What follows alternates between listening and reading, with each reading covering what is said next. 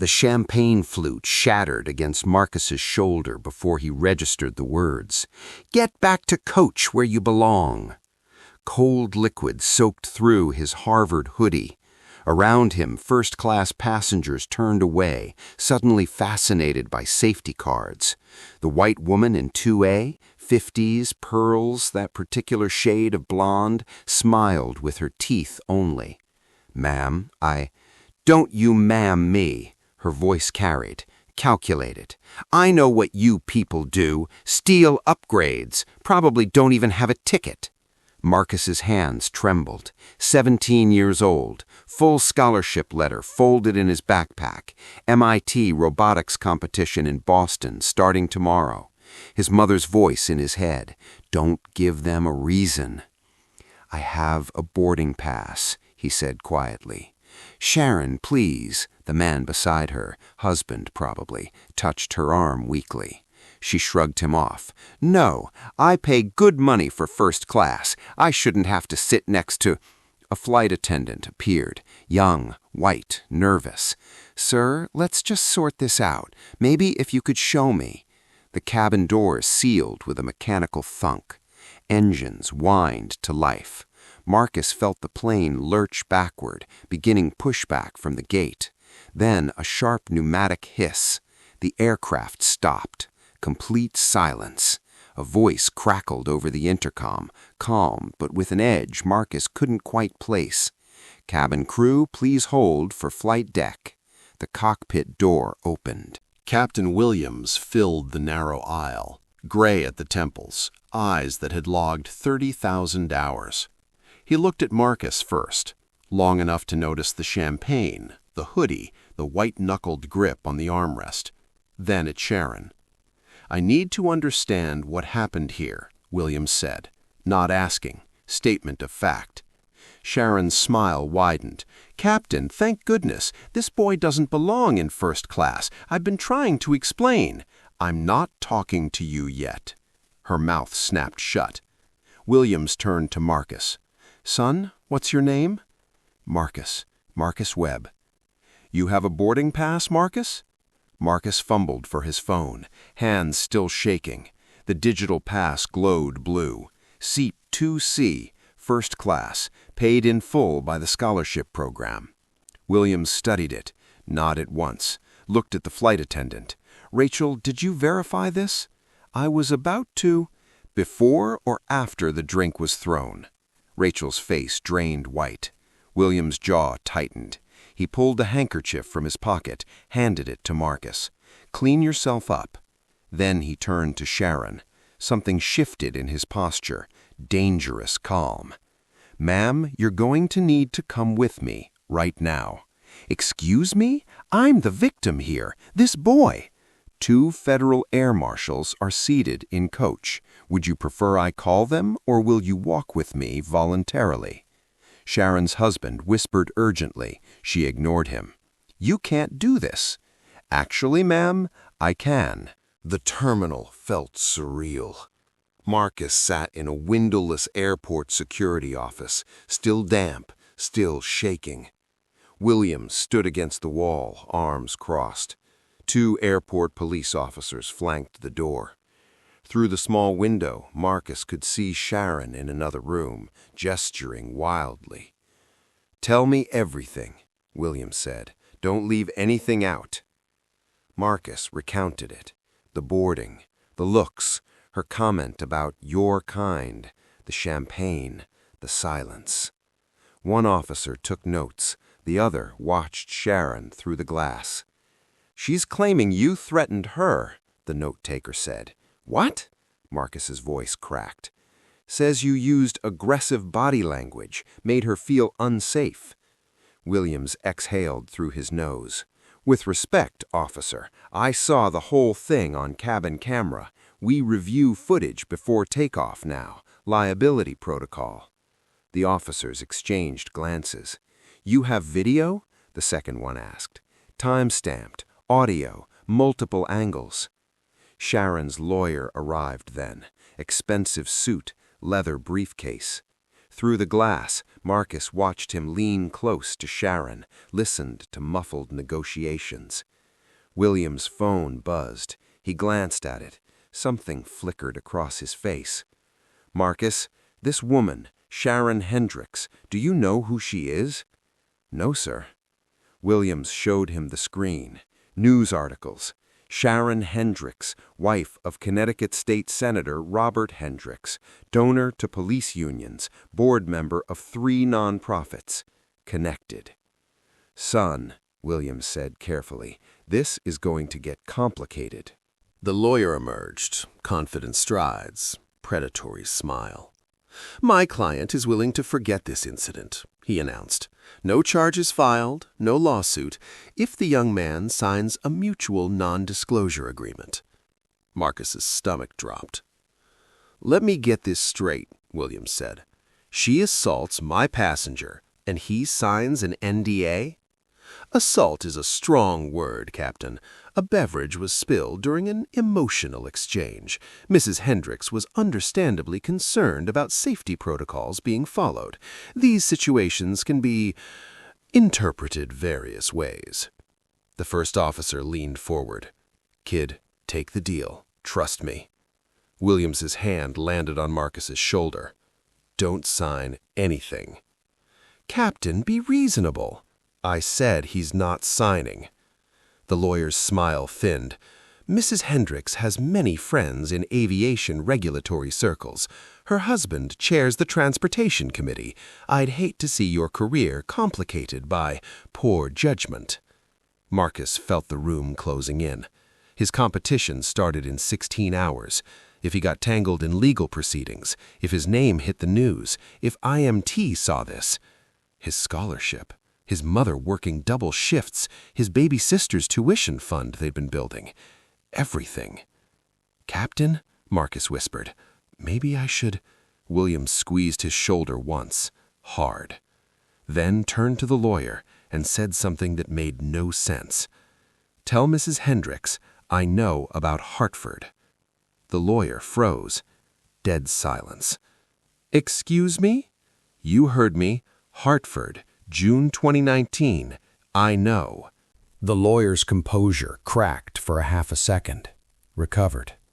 "I have no idea what—" "Yes, you do." Williams pulled out his phone again, angled it so only the lawyer could see. "And so does she." Whatever was on that screen drained color from the lawyer's face. "We should speak privately," he said. "We should." They stepped outside. Through the window, Marcus watched urgent whispers, the lawyer's hands cutting air, Williams statue still. The officer who'd suggested the deal shifted uncomfortably. "Kid, who the hell is your pilot?" Marcus had no answer. Williams returned alone. The lawyer was gone. "Mrs. Hendricks is withdrawing her complaint. You're free to go." "What did you—" "Marcus," Williams's voice dropped. "Some advice. You're going to MIT. You're going to do great things. But you need to understand, people like her, they count on you being alone, isolated, too scared to fight back." He handed Marcus a business card, plain white, just a phone number, no name. "You ever run into trouble like this again, and you will, you call that number. Someone will answer." Marcus stared at it. "Who?" "People who remember what it's like to be where you are. People who decided to do something about it." Paused. "I flew for the Tuskegee Airmen Memorial Foundation before commercial. I know a few things about closed doors and who holds the keys." Outside, their delayed flight was being called. "Can I ask you something?" Marcus asked. "Go ahead." "What was in Hartford?" Williams's smile was cold.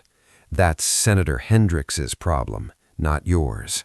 Marcus made it to Boston, aced the competition, took bronze in autonomous navigation. MIT representatives asked for his contact information. But the business card burned in his pocket. 3 months later, he called the number. A woman answered, no greeting.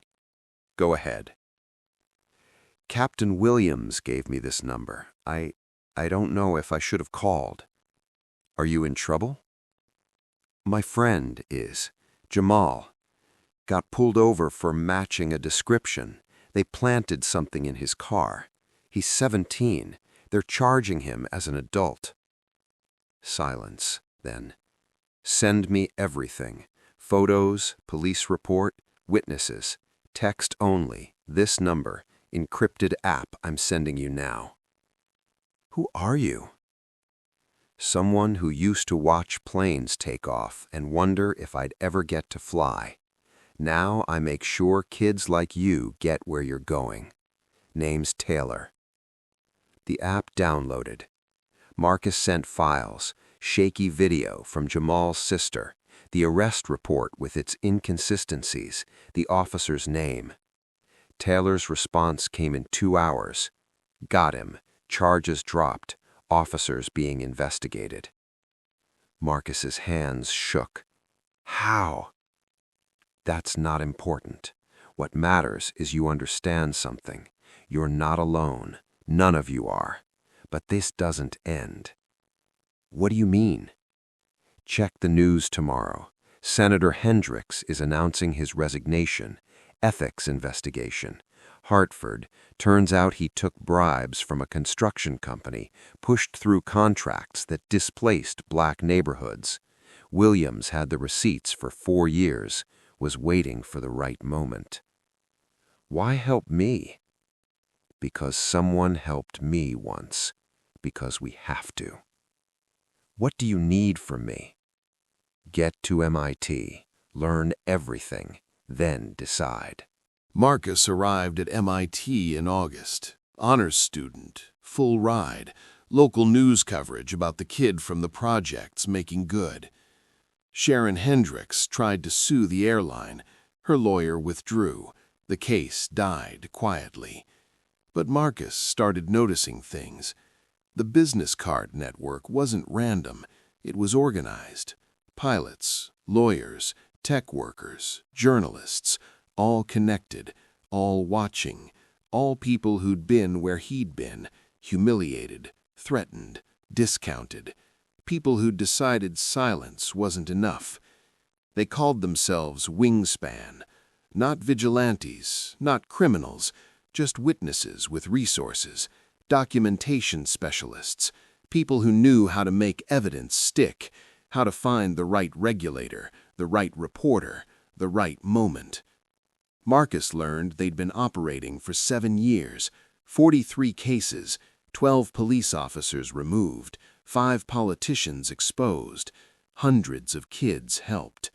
All invisible, all careful, all waiting. In his sophomore year, Taylor called again. "We need an engineer," she said. "Someone who can build systems to track patterns, facial recognition to identify repeat offenders, secure networks. You interested?" Marcus thought of the champagne, the silence, the passengers who looked away. He thought of Jamal, almost destroyed by a lie. He thought of his mother's double shifts and his sister's future, and every kid who'd never get the chance.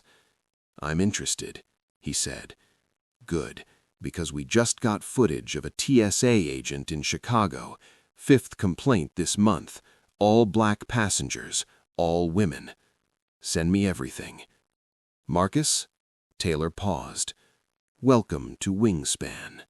The TSA agent lost her job in October. Quiet termination. No press. Just gone. The Chicago victim called Marcus personally, voice shaking with gratitude. He'd never felt anything like it. MIT graduation came fast. Multiple offers. Google, SpaceX, defense contractors. All prestigious, all lucrative. He accepted none of them. Instead, he built an app. Encrypted. Simple interface. 1 button. Report. For anyone who'd been profiled, harassed, assaulted. Not for social media. For Wingspan. Direct to people who could act, verify, Document. Respond. Launch day was quiet. 500 downloads. Month 2, 15,000. Month 6, 200,000 users across 40 states. Pattern recognition algorithms identifying systemic abusers, building cases, feeding evidence to reformers who could actually change policy. Captain Williams called once, voice thick with something Marcus recognized: pride. "You did good, son." "We did good," Marcus corrected. "What's next?" Marcus looked at his screen, incident reports scrolling, names, faces, stories, each one a Sharon Hendricks moment, each one someone choosing silence or fight. His phone buzzed. New message. Video footage. Airport security guard in Atlanta. Black teenager. Familiar scene. "Next," Marcus said, "we scale. National. Every airport, every traffic stop, every boardroom and classroom and courtroom where someone thinks no one's watching." That's ambitious. That's necessary. Williams was quiet a moment. Then, "Hartford broke open 3 more cases. Ripple effects. The system's noticing." "Good. Let them notice. Let them know we're watching now." Marcus's finger hovered over the Atlanta case file. Outside his window, planes traced white lines across blue sky. He clicked Investigate. The system began gathering evidence, cross-referencing databases, identifying witnesses.